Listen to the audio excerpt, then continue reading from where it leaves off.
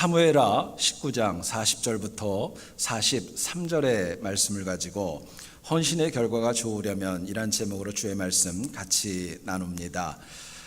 1950년대 중반에 미국 오레곤주에서 어떤 마을에서 한국 전쟁에 관한 한 영화가 상영이 되어졌습니다. 내용을 보니까 한국 전쟁의 처참한 모든 과정을 보여주었고, 특별히 이로 인한 전쟁으로 인한 고아들의 아픈 모습들이 너무나도 많이 보이면서 그들을 좀 도와달라고 하는 캠페인이 그 영화 안에 보여지게 됩니다. 영화가 끝난 다음에 어떤 노부부가 그 마음에 참 많은 감동을 받게 됩니다. 그리고 둘 다 한국에 있는 고아들을 정말 돕고 싶은 마음은 너무너무 굴뚝 같았지만 상황이 여의치 않아가지고 그냥 참 마음만 안타깝게 집으로 돌아왔습니다. 그럼에도 불구하고 며칠이 지났지만 영화의 내용이 마음에서 지워지지를 않습니다. 마침내 이 노부부는 정말 결단을 하고 굉장히 중요한 결정을 합니다. 어떤 내용이냐면요, 그들의 노후를 위해서 생명처럼 잘 세이브해두었던 귀한 땅을 팔게 됩니다. 그리고 그 여비를 가지고 한국을 직접 방문을 합니다. 그리고 그 전쟁의 참상을 직접 보게 되고 아이들이 당하는 많은 어려움들을 직접 눈으로 목격하고 돌아옵니다. 그런데 그냥 돌아오는 것이 아니라 무려 8명이나 되는 한국의 고아들을 직접 데리고 입양하며 미국으로 돌아오게 됩니다. 그리고 이 소식이 미국 전역에 알려지면서 이를 통하여서 여러분들도 잘 아시는 홀트 아동복지재단이 발족하게 되었다고 합니다. 여러분, 하나님께서 선한 헌신에 항상 함께 하십니다. 하나님께서 선한 헌신에 항상 함께 하시고 아름답고 복된 열매를 맺도록 역사하십니다. 반면에 열심히 무언가를 했는데 열매가 만약에 선하지 못하다, 만약에 그렇다면 내 헌신이 정말 하나님의 뜻과 합하였는가 다시 한번 자문하는 지혜가 필요합니다. 우리가 헌신을 하는 목적은 다른 것 아닙니다. 우리가 하나님 안에서 선하고 복되고 귀한 열매를 맺고자 하는 것이 헌신의 목적이자 이유이기 때문에 그래요. 그러나 선한 열매는 그냥 맺어지는 거 아닙니다. 시간이 지난다고 맺어지는 것도 아닙니다. 바르고 선하게 헌신할 때에 비로소 바르고 선한 열매가 맺어지는 것입니다.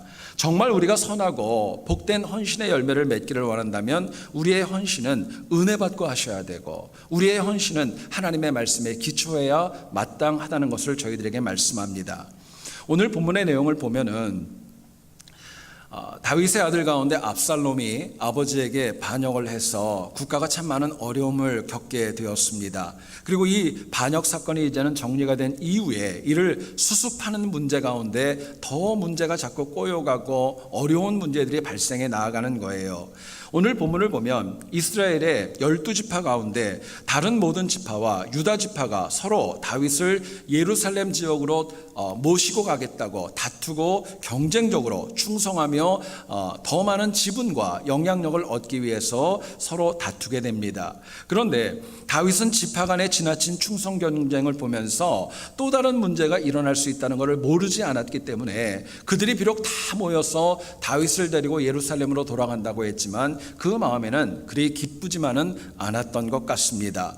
실제로 여러분 생각해 보세요. 만약에 오늘 본문에서 다윗이 유다 지파의 편을 들었다면, 또 나머지 11지파의 편을 들었다면, 한쪽으로 쏠렸다면 아마 그 결과는 굉장히 많이 악화되어졌을 것이 분명합니다. 당시 이들의 경쟁적인 헌신이 참으로 선하고 복되었다면 그 열매도 얼마나 선해야 되겠습니까? 그런데 오늘 본문 이후에 벌어지는 내용을 보게 되면은 다윗과 모두가 다 불편해집니다. 나름대로 헌신을 했지만 결과가 좋지 않았다는 거예요. 그리고 다음으로 이어지는 사무엘하 20장을 보게 되면은 베냐민 지파에 있었던 이 세바라고 하는 사람이 또다시 압살롬에 이어서 반역을 일으키고 이스라엘의 많은 어려움을 야기시키게 된다는 내용이 이어집니다. 여러분, 많은 사람들은 이렇게 얘기를 합니다. 뭐로 가도 서울만 가면 된다 이야기를 합니다. 꽁 잡는 게 매라고 이야기를 합니다. 동기와 과정보다는 결과가 중요하다고 헌신도 그렇게 치부할 때가 많이 있어요. 특별히 헌신이라는 단어는 그렇게들 생각을 합니다. 안 하는 것보다는 하는 것이 낫다고 생각을 합니다. 그러다 보니까 그 헌신이 잘못하면은 자기 의로움에 포장이 되어지고 하나님의 말씀과 다르게 내 주장을 펴는 그런 나쁜 습관으로도 나올 수 있는 가능성이 헌신에 있을 수도 있다는 것입니다. 여러분, 그런데 중요한 것은요, 하나님께서 기뻐하는 헌신이 있습니다. 하나님께서 기뻐하시고 열매 맺는 헌신의 모습은 말씀에 합해야 되고, 그것이 동기뿐만이 아니라 과정과 결과까지도 하나님의 말씀에 부합해야 그 선한 열매가 가능한 것입니다. 여러분, 오늘 우리가 함께 예배를 드리는 가운데 선호회 여선교회 헌신 예배로 함께 하나님 앞에 나아갑니다. 여선교회 사역은 저도 이제 새한교회 온 지가 벌써 10년이 됐어요. 사역을 가만히 이렇게 보다 보니까 참 헌신한다는 게 너무너무 중요하고 너무너무 중요한 덕목이 아닐 수 없습니다. 헌신 없이 연합사역이라는 것은 도저히 불가능하고 또 이루어질 수 없는 것입니다. 많은 분들의 희생과 수고가 필요하고 또 헌신이 필요하고 물질적인 그런 수고도 필요한 것이 연합사역이기 때문에 그래요. 임원들의 경우 제가 너무너무 잘 알아요. 고개 숙여야 될 때 참 많이 있습니다. 부탁드려야 될 때도 적지 않을 거예요. 또 힘들고 어려울 때 누구에게 말도 못하고 혼자 가슴앓이 할 때도 있을 것입니다. 아마 억울할 때도 적지 않을 것입니다. 제가 잘 알고 있어요. 그런데 이왕 우리가 하나님 앞에 헌신하기를 원한다면, 헌신을 결단한다면 선하고 복된 열매가 맺히도록 말씀대로 헌신해야 될 줄로 믿습니다. 그 헌신이 필요한 거예요. 오늘 본문을 통해 이 다윗의 이야기, 또 다윗 주변에 있었던 많은 영혼들을 통하여서 그들이 다윗을 향해 헌신하겠다고 얘기를 했는데 그들은 선한 열매를 맺지 못했어요. 그렇다면 어떻게 하면 우리가 헌신하되 선하고 복된 열매를 맺을 수 있을까? 본문이 주는 메시지를 좀 구체적으로 나누어 보기를 소원합니다. 첫 번째로 생각할 것은요, 우리의 헌신이 열매를 맺기를 원한다면요, 변덕 부리지 마셔야 돼요. 변덕 부리지 말고 한결같은 헌신이 있을 때 비로소 선한 열매가 맺어질 수 있는 것입니다. 본문 40절을 보시죠. 온 유다 백성과 이스라엘 백성 절반이 왕과 함께 요단강을 건넜다라는 표현이 나옵니다. 여러분, 여기서 좀 주목해야 될 단어는 백성이라는 단어입니다. 우리 한글어 성경에는 백성으로 나와 있지만 히브리 원어를 보게 되면은 이 단어가 암이라고 하는 명사입니다. 이것은 무슨 뜻이냐면 군사라는 뜻이에요. 이스라엘 11지파에서 군인으로 뽑혀온 그 사람들 가운데 절반가량이 다윗을 영접하고 동행했다는 것을 의미합니다. 또 다윗이 속했던 유다 지파에서도 모두가 다 나왔다고 성경은 이야기합니다. 그런데 양쪽 모두가 다 11지파와 유다 지파가 나와서 경쟁하며 다투기까지 하며 다윗에게 헌신하겠다고, 다윗을 모시고 가겠다고 모두가 다 나섰던 거예요. 근데 여러분 아세요? 여기에 있었던 대부분의 영혼들이 불과 얼마 전까지는 다윗이 싫다고 압살롬을 추종을 했고 압살롬을 따라다니면서 다윗을 공격하는 데 함께했던 영혼들이었었습니다. 다윗은 바로 이들 때문에 울면서 맨발로 예루살렘 성을 내려가며 피난길에 올라야 했던 불과 얼마 전에 일이 있었던 거예요. 그런데 이제는 서로 왕을 위해 헌신하겠다고, 우리가 먼저 섬기겠다고 나오면서 다투고 경쟁까지 하게 됩니다. 근데 여러분, 참 기가 막힌 일이 벌어져요. 다음 이어지는 사무엘하 20장 1절을 보시게 되면은요, 다시 다윗에게 등을 돌리고 베냐민 지파 출신이었던 세바라는 사람을 쫓으면서 또 반역이 이루어지게 되는 거예요. 생각해 보세요. 다윗을 추종하다가 압살롬에게 갔습니다. 압살롬을 추종하다 다시 다윗에게 왔습니다. 다윗을 추종하다가 이제는 세바에게 갔고 또다시 다윗에게 돌아오는 그 많은 과정을 겪게 되는 거예요. 여러분, 과연 이들의 변덕스러운 헌신이 과연 진심이었을까? 여러분들은 어떻게 생각하는지 모르겠어요. 저는 말씀을 묵상하다 참 생각이 많이 들게 되었습니다. 그런데 더 중요한 질문이 있어요. 과연 여기에 있는 우리들 가운데 누가 자신 있게 나는 안 그렇다고 자신 있게 이들을 비판하며 책망할 수 있겠습니까? 여러분, 잊지 마세요. 헌신은 상황과 처지, 감정의 기복을 넘어서 항상 한결같아야 선한 열매를 맺는 것입니다.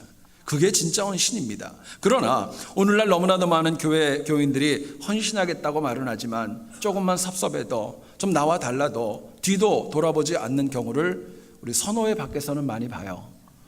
여기서는 잘 못 보는데 다른 데서는 참 많이 봐요. 여러분, 언제나 헌신하겠다 마음은 있는데 변덕으로 인해서 그 선하고 복된 열매를 맺지 못하는 경우를 참으로 많이 보게 됩니다.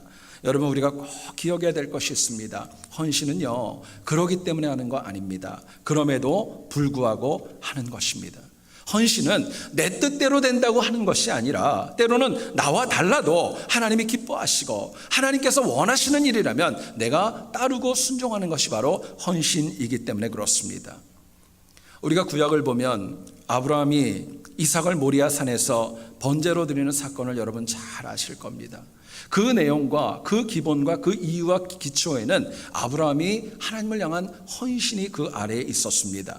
생각해 보세요. 아브라함은요, 하나님이 주신 그 아들이었어요. 사라의 경우에는 경수가 끊어진 다음에 주셨던 얼마나 귀한 아들이었겠습니까? 근데 그 아들을 번제로 드리라는 거예요. 아브라함은 충분히 하나님 앞에 항의할 수도 있었어요. 어떻게 나한테 이걸 달라고 그러냐고. 뿐만 아니라 변덕 부릴 수도 있었어요. 짜증도 부릴 수 있었습니다. 그런데 아브라함은요, 반석처럼 흔들리지 않았어요. 하나님을 향한 철저한 헌신의 자리를 지켜 나아갔던 것입니다. 여러분, 이처럼 변덕 부리지 않고 헌신의 자리를 지킨 아브라함에게 하나님이 창세기 22장 18절에서 주시는 약속이 나옵니다. 내 씨로 말미암아 천하 만민이 복을 받으리니 이는 내가 나의 말을 준행하였음이니라 말씀하세요. 이것은 아브라함의 헌신에 대한 하나님이 주신 상급이자 열매였습니다. 이 내용을 해석하면 이런 거예요. 이제 이후로 내 씨가 메시아가 된다는 거예요. 내가 메시아의 조상이 될 수 있다는 엄청난 은혜를 이 헌신에, 한결같은 헌신에 대한 열매로 허락해 주셨던 것입니다. 여러분, 우리도 똑같은 하나님을 믿고 있습니다. 그렇기 때문에 우리도 하나님께서 지금 내게 주신 자리에서 변덕 부리지 말고 헌신의 자리를 신실하게 지켜야 마땅한 것입니다. 지금 주어진 자리에서, 나에게 지금 주어진 자리에서 헌신해야 하나님이 나중에도 더 크고 더 나은 자리를 주시기 때문에 그래요. 여러분, 한번 생각해 보세요. 그런데 우리는 내 헌신에 대한 열정이 식으면은요, 남의 탓을 할 때가 많아요. 새로운 자리를 찾으려고 할 때도 많아요. 그렇기 때문에 현대 신앙인들 가운데 많은 영혼들이 자리를 자꾸 옮기고 자꾸 다른 곳에 가서 헌신의 자리를 기웃거리면서 또 영적으로 이탈하는 경우를 우리가 얼마나 많이 보는지 모릅니다. 얼마 전에 어떤 신문에 나오는 유머란에 나온 내용을 한 가지를 소개합니다. 결혼 정년기를 맞은 손녀가 할머니에게 갑자기 질문을 했습니다. 뜬금없는 질문을 했던 거예요. 할머니, 혹시 다시 태어나도 할아버지하고 결혼하실 마음이 있으시냐고. 여러분들은 어떠세요? 한번 속으로 답하세요. 이건 겉으로 얘기하면 안 되니까. 여러분들 만약에 다시 태어나도 지금 내 배우자하고 결혼할 마음이 있느냐 물어봤어요. 그랬더니 이 할머니가 그렇게 얘기를 하더랍니다. 조금도 망설이지 않고 당연히 하겠다고 얘기를 하더래요. 손녀가 너무 신기해가지고 물어봤대요. 야, 우리 할머니 할아버지는 정말 금슬이 좋구나, 너무너무 부부관계가 좋았구나 이야기를 했더니 이 할머니가 이렇게 이야기를 하더랍니다. 그 유머란에 나온 그대로 제가 읽어드리겠습니다. 넌 철들려면 아직 멀었다. 야, 살아봐라. 다 그놈이다. 여러분, 어떻게 생각하세요?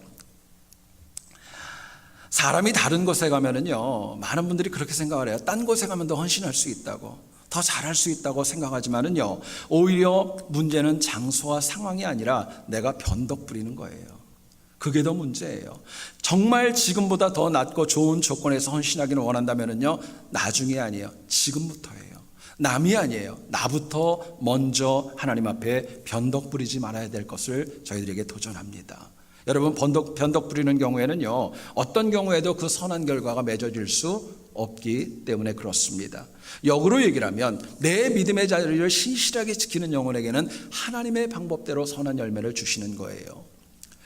20세기 초반에 일본의 가장 유명한 목회자를 꼽으라면은 성자로 일컬어지는 가가와 도요이코 목사님을 꼽습니다. 근데 이분의 스승의 이름은 나가노 목사님이라는 분인데 이분은 자기의 제자에 비해서는 조금 더 이름이 많이 알려지지 않았었습니다.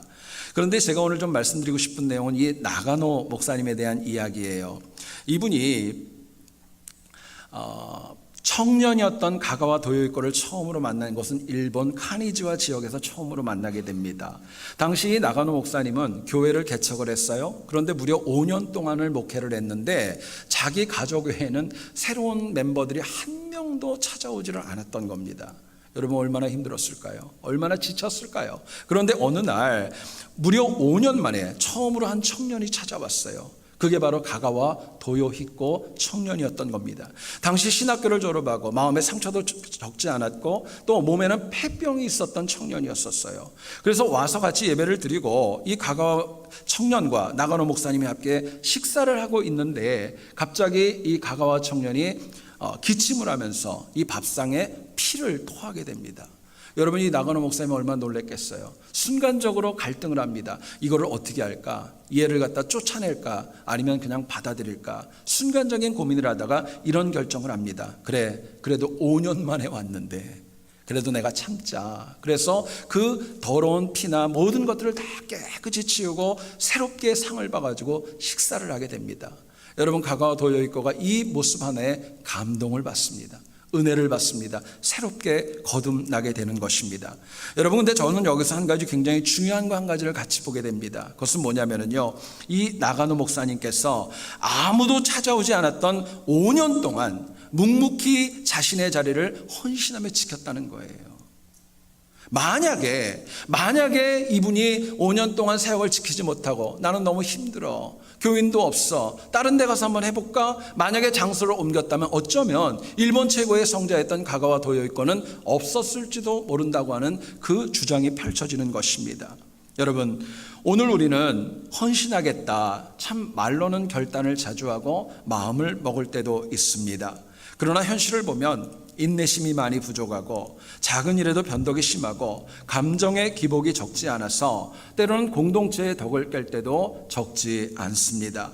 그러나 정말 헌신의 열매를 맺기를 원하세요? 내 헌신은 변덕 부리지 마셔야 돼요.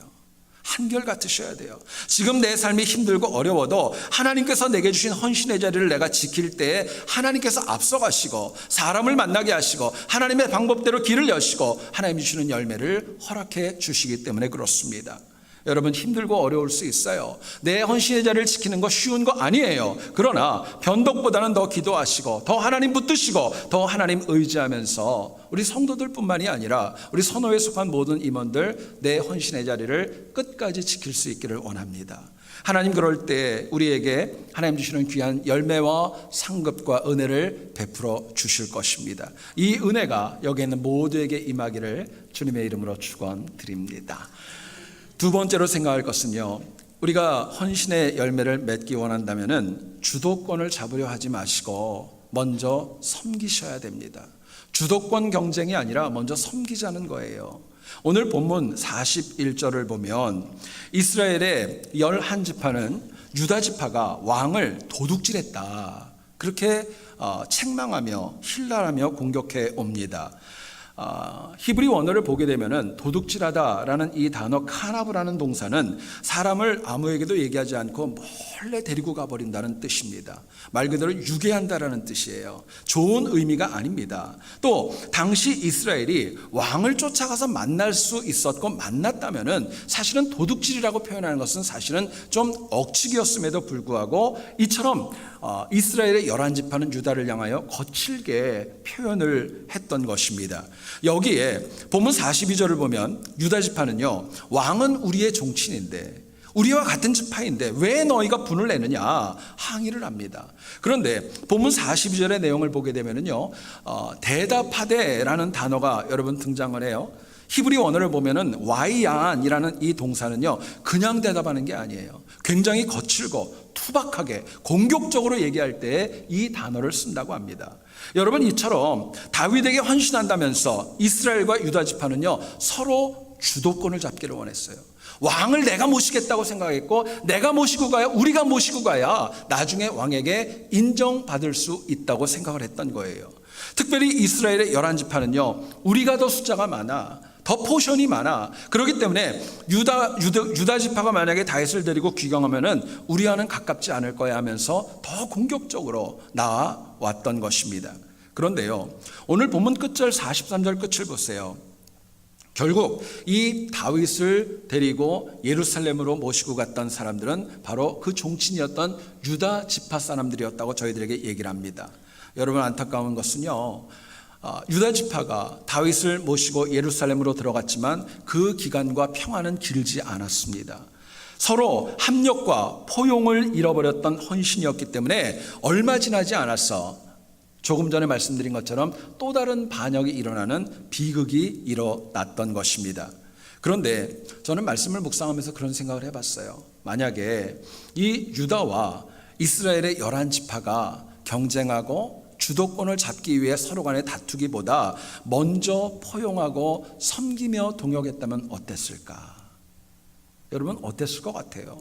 분명히 헌신의 열매는 더 풍성했을 거예요. 그리고 분명한 것은 세바의 반역도 일어나지 않았고 국가적인 어려움도 발생하지 않았고 무고한 생명들이 다시금 죽는 그런 아픔도 없었을 것입니다. 결국 어떤 마음으로 헌신하는가, 그 동기에 따라서 맺히는 열매는 너무나도 다를 수밖에 없는 것입니다. 여러분, 만약에 우리가 안 그러겠지만 주도권을 잡기 위해 헌신한다면요, 거기에는 절대로 선한 열매가 맺어질 수 없습니다. 실제로 주도권을 잡기 위한 목적으로 헌신한다면 그것을 잡으면 헌신할 수 있겠지만 놓치게 되면요, 나중에는 상처받고 물러날 수밖에 없기 때문에 그렇습니다. 저희들이 성경을 보면 다윗이라는 인물을 향하여서 부자재간이었던 사울과 요나단의 태도가 굉장히 달랐다는 거 여러분 아실 거예요. 사울은요, 다윗이 미웠어요. 너무너무 마음에 들지 않았어요. 이유가 있습니다. 저 다윗은 얼마 지나지 않으면 내가 가지고 있는 이 주도권을 쟤는 내 것을 빼앗아갈 거야. 이 마음이 너무너무 많이 있었던 거예요. 그렇기 때문에 그 마음속에는 언제나 다윗에 대한 배척과 공격성이 있었던 것입니다. 생각해 보세요. 처음 다윗과 만났던 골리앗을 이겼을 때도 그래요. 여성들이 노래를 하지 않습니까? 사울이 죽인 자는 천천히요, 다윗이 죽인 자는 만만이다. 사실 그냥 넘어갈 수도 있는데 이 말 한마디에 다윗을 주목하면서 내 주도권 안 뺏기려고, 다윗을 죽이려고 창을 드는 그 지경까지 가는 것을 성경은 저희들에게 말씀합니다. 근데 여러분 생각해 보세요. 이미 사울은 왕이잖아요. 진짜로 다윗을 미워하고 다윗을 배척해야 될 영혼이 있다면 차기 대권을 노려야 되는 요나단이 미워해야 더 마땅한 것 아니겠습니까? 근데 요나단에게 다윗은요, 정말 그 관계가 어떤 주도권을 얻기 위해서 경쟁하고 막 다투고 그런 관계가 아니라 서로를 포용하고 안아주고 또 있는 그대로 받아주면서 나중에 결과가 어떻게 됩니까? 성경을 보면 사울보다는 요나단의 이름이 훨씬 더 아름답고 복되고 귀한 열매를 우리에게 남겨주고 있는 것입니다. 여러분, 헌신에는 주도권을 위해 하는 거 아닙니다. 하나님이 주신 은혜 받고 하시는 겁니다. 하나님이 주신 사랑을 받고 하는 거예요. 또 하나님께 받은 그 능력을 가지고 헌신해야 열매가 맺어질 수 있는 것입니다. 여러분, 실제로 생각해 보세요. 하나님께서 나처럼 부족한 사람을 써주신 거 여러분 감격하지 않습니까? 얼마나 큰 은혜가 있어요. 아무짝에도 쓸모없고 내가 나를 봐도 너무 부족한데 하나님이 나를 사랑해 주시고 나를 세워주시고 내가 헌신할 수 있는 기회를 주신 거, 그것을 알고 감격한다면, 그 은혜를 가지고 저희들이 헌신한다면 그 열매가 얼마나 선하고 복되게 열릴 수 있겠습니까? 여러분, 오늘 헌신 예배를 드리는 선호회 여선교회는 당연히 어떤 주도권을 위해 일하는 그런 단체는 분명히 아닙니다. 제가 너무너무 잘 압니다. 그런데 마귀는 나도 모르게 우리에게 그런 마음 줄 때도 있어요. 어떤 마음이냐면요, 그래도 내가 좀 주도를 해야지. 그래도 우리가 섬기는 교회가 좀 크니까, 우리가 섬기는 교회가 좀 많으니까 좀 그런 마음이 우리에게 들 수도 있지만은요, 사실은 그것은 바른 것 아닙니다. 여러분, 진정한 헌신은 절대로 주도권에 대한 경쟁이 아니라 타인을 따뜻한 마음으로 품고 섬기고 안아주는 곳에서 선한 열매는 맺어지기 때문에 그렇습니다. 여러분, 아까도 말씀을 드렸지만 선호회 이런 여선교회 사역으로 헌신하다 보면은요, 참 많은 일들이 있을 거예요. 이해 안 가는 일들 아마 있을 겁니다. 또 이기적인 어떤 일들도 발생할 수 있을 거예요. 내 책임이 아닌데 내가 사과해야 될 때도 있을 것입니다. 또 불필요하게 내가 손해를 보고 내가 시간을 낭비해야 될 때가 있고 또 많이 여기저기 쫓아다니면서 그럴 때가 여러분 얼마나 많이 있겠습니까? 그러나 더 중요한 것은 그러면 그럴수록 우리가 더 어떤 주도권이나 경쟁의식이 아니라 누군가를 품어주는 마음으로, 정말 누군가를 받아주는 마음으로, 그 사랑의 마음으로 함께 헌신할 수 있다면 그 열매가 얼마나 아름답고 귀할 수 있을까 생각하게 됩니다. 여러분, 포용과 따뜻한 말이 죄인인 인간이 더 힘있게 헌신할 수 있는 힘과 능력을 공급해 주기 때문에 그렇습니다. 제가 설교를 준비하다가 처음에 제가 미국 가서 있었던 일이 생각이 났었습니다. 저는 처음에 애틀랜타로 유학을 왔었습니다. 애틀랜타에 저희 교단과 같은 교회에서 파트타임 사역자로 처음에 공부를 하면서 사역을 시작을 했는데, 한 번은 그곳에서 주일 오후에 한 교우가 어떤 가게를 오픈을 하셔가지고 성도들과 함께 그 개업 예배에 가서 예배를 드리게 되었습니다. 주일 오후이고 또 애틀랜타도 날씨가 굉장히 이렇게 덥기 때문에 또 오후이기 때문에 굉장히 노곤한 그런 피곤한 그런 시간이었던 걸로 기억이 납니다. 여러분 잘 아시겠지만 담임 목사님들이 신방을 가게 되면은요, 기도를 시킬 때 보통 장로님들을 시키거나 또는 권사님들을 시키거나 아니면 부목사들을 시킬 때가 참 많이 있죠. 저도 가끔 신방을 그때 따라다니면 저를 시킬 때가 가끔 있어서 처음에는 긴장을 하고 있었어요. 그랬더니 목사님께서 옆에 있는 다른 장로님을 대표 기도를 시키시더라고요. 그래서 제 마음에 이런 생각이 들었습니다. 이제 나는 더 이상 시킬 게 없겠구나. 이제 편안한 마음으로 앉아서 예배를 드리다 보니까 날씨도 따뜻하고 피곤하기도 하고, 그래서 제가 잠깐 졸았어요. 뒤에 앉아가지고 졸았어요. 근데 이 목사님이 갑자기 뭐라고 표현을 하셨냐면, 예배가 끝나는 가운데 그렇게 말씀하시는 거예요. 자, 이제 예배를 마치겠는데 정세훈 목사 축도로 예배를 마치겠다고 그렇게 얘기를 하시는 거예요. 저는 깜빡 졸고 있는데 저희 아내가 저를 옆에서 이렇게 쿡 찔러가지고 제가 딱 깼습니다. 눈을 떠보니까 저희 아내가 그러더라고요. 축도하래.